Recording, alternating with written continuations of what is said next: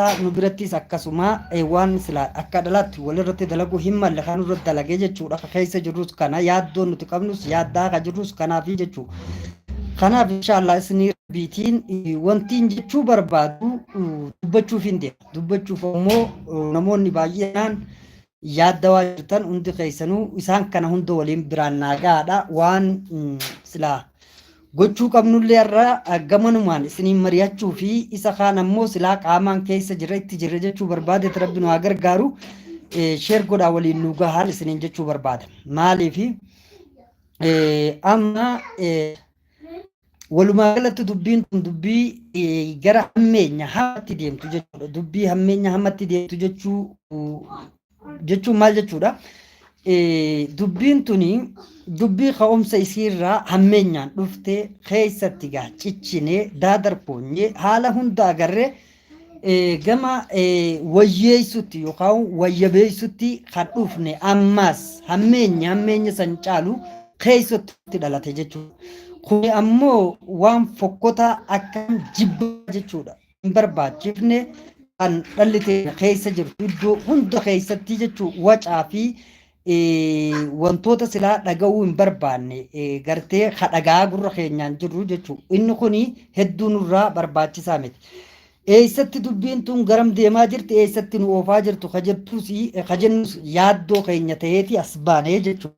Maaliif haala kamuu keessatti wanti kun yoo dhugaa kadhalatuu fi kan dhufte rakkoon fedhee iddoo tanatti kan dhufu ta'ee ani feeyirusaa irraa bakkiin itti hafuus hin jiru waliin hin jire jechuu barbaadeeti. Inni dhalatu immoo walumaan nu qaba. Dogoggora yoo ta'es dogoggora gaa ammumaan tana irraa wal qabuudha. Haala jiru irratti waliin mari'achuu keessoonis wantoota jiru hunda waliin ibsu waliin qooddachuu akka dhalateenyatti reefu waa kaaseetiin ture. Namni walirra waa hubata walirraas obsa walirrallee beekumsa qaba ogummaa garaallee qaba. Yaadallee qaba yaadni keessanii nu gargaara jechuu barbaadeeti walumaa galattu. Kanaafin dirqamee dhufe adeemsi immoo eegalamee jira. Inni eegalame akkuma reefu isinii kaase sooriin jara fiduudhaaf sossoohee jira jechuu barbaadeeti maali?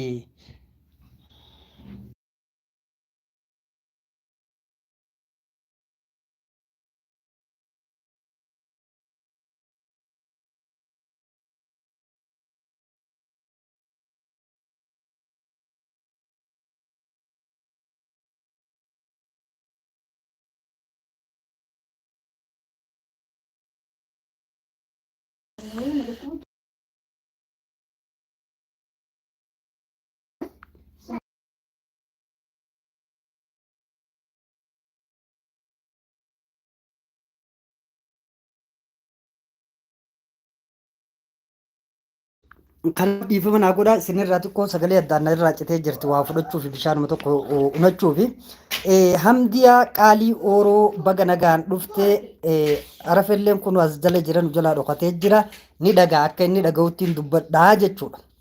Akka inni nu dhaga'uttiin dubbadha akka inni dhaga'uttiin dubbadha haalli arafe ati keessattu haala nama baasuu miti dafii yeroo qabdu as bahii. Namni ati akkana irratti godhaa jirtu waan eegartee namni ati irratti waan kana godhaa jirtu hundi dhaloota keetii kasi waliin dhaabbate bu'aa bahii hunda keessatti daadarkaa hunda arkee sanii numaaf jechuun isuma si waliin hallayyaa ati buute hunda si waliin bu'e akka dhalattiis akka obboleessattiis akka haadhaaf abbattiis akka maatittiis si gorsee akka san keessaa namoota hedduutti sababa kee dilaahee of bira fide sanii rafee gurra keetiin ni dhageessaa hin dhokatin bilbila keetiis banii dhiyaadhu siin jechuu barbaadeeti. Maaliif wanti kun dhoysaan wanti ati dalaydes waan sirriime waan gaariillee miti. Haa ta'u garuu erga seename egaa namni beeki nama jechuun ka dogoggora ofii beeku dogoggora ofii beeku isa sanii kanaafi gurraanni dhageessaa wanta dubbatu jirulleen waa'uma kana waa'ee ati dalage kana jechuu barbaadeeti. Inshallah hamdiyaa qaalii bagaan dhuftan keessanuu sheer godhaadhaa dhaloota biraan naagaa Jamiilaa Veerusaallee as jala jirti. Namoota hedduu as jala jirtanii sheer godhaa dhaloota biraan naagaa maaliif dubbii jajjabduu na dhibde tana rakkiteetu iddoo tana na fidee jechuudha. Iddoo tana na fidee isiirraa hin haasawaa